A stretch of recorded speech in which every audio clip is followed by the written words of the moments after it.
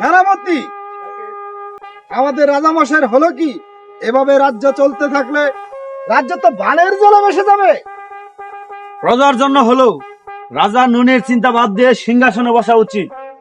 আপনি ঠিকই বলেছেন। চলেন আমরা রাজামশাইকে এই সংবাদ পাঠাই।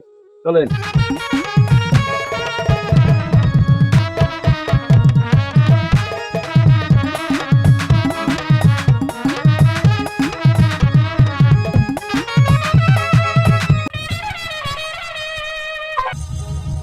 মন্ত্রী মশাই, আমাকে এত জরুরি তলব করার কারণ?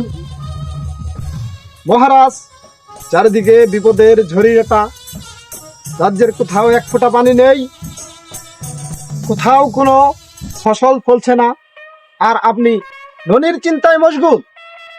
মন্ত্রী, আজকে আমার মন ভালো নেই। মহারাজ, এইভাবে চলতে থাকলে আমাদের সিংহাসন হারাতে হবে। খামোশ মন্ত্রী, এই সিংহাসন যদি না থাকে ননিকে আমি কোনোদিনই পাবো না, আর ননিকে যদি না পাই এই রাজ্যকে আমি জ্বালিয়ে পুড়ে খার খার করে দিব।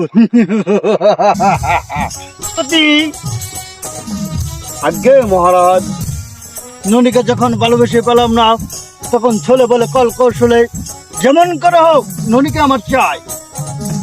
সেনাপতি, যুদ্ধের প্রস্তুতি নাও। আজকালের মধ্যেই স্বপ্ন রাজ্যকে দখল নাও। দখল করে ননিকে উঠে নিয়ে আসো। যে পকেটে পাও ননিকে উঠে নিয়ে আসো। ননিকে আমার চাই চাই চাই। মহারাজ, আবার যুদ্ধ, চারিদিকে হিংসা বিদ্বেষের হাতছানি, কত মানুষের তাজা লাশ, শত শত পরিবারের চিৎকার চেঁচামেচি, সন্তান হারা মায়ের আর্তনাদ, বাবা হারা ছেলের আকুল মিনতি। না না মহারাজ, এ কাজ কিছুতেই করা যাবে না। এ যে বড় অন্যায়। অন্যায় নেই, অন্যায় আমি কিছুই বুঝি না।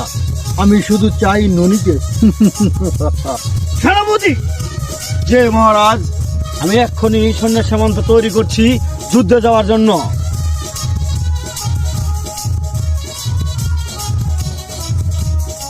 মন্ত্রী মহারাজ, তুমি আর কি চোখলাবে?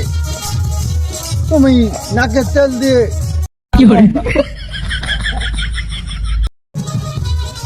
থাকবে মহারাজ।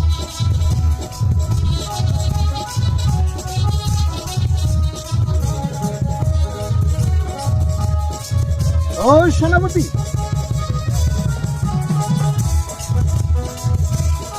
বলেন মন্ত্রী সাহেব। তোমার তো অনেক দিনের কেমন বাসনা, তুমি মন্ত্রী হবা। জি মন্ত্রী মশাই, আমার মনের অনেক খায়েশ, আমি মন্ত্রী হব।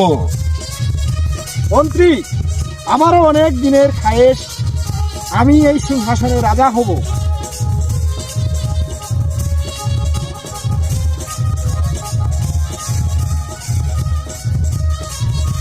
মন্ত্রী, রাজ্যে রাজ্যে ঘোষণা করে দাও, রাজা পাগল হয়ে গেছে। কি? দাদা পাগল হয়ে গেছে?